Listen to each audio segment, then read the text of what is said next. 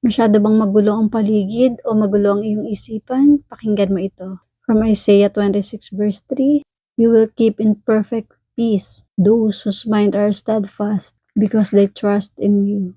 Minsan ang pinakamalaking labanan ay hindi sa labas, kundi sa loob ng ating isipan. Ang daming what ifs, ang daming worries, at ang daming noise mula sa social media o sa mga problema sa paligid. Mahirap makahanap ng katahimikan kapag ang isip natin ay kung saan-saan tumatakbo. Ang sikreto para sa tunay na peace of mind, steadfast mind. Ibig sabihin, isang isip na nakafix o nakapako sa Panginoon. Hindi ito basta positive thinking lang. Ito ay ang pagpili na mas maniwala sa pangako ni Lord kaysa sinasabi ng ating sitwasyon. Ang sabi sa verse, si Lord ang magpapanatili sa atin ng perfect peace.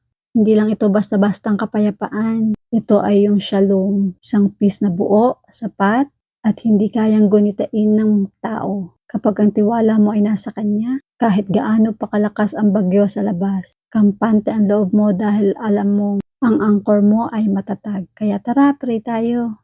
Panginoon, patawarin mo po ako sa mga panahong hinahayaan kong lamunin ng kaba ang aking isipan. Ngayong araw po ay pinipili kong ituon ang aking pansin sa iyo. Pakalmahin mo po ang aking puso at isipan. Pagkaloob mo po sa akin ang iyong perfect peace. Habang ako ay nagtitiwala sa iyong pag-ibig at kapayapaan. Amen. Let us declare.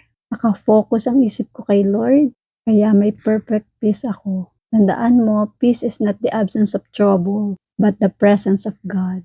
Keep your mind fixed on Him today and watch how He calms the storm within.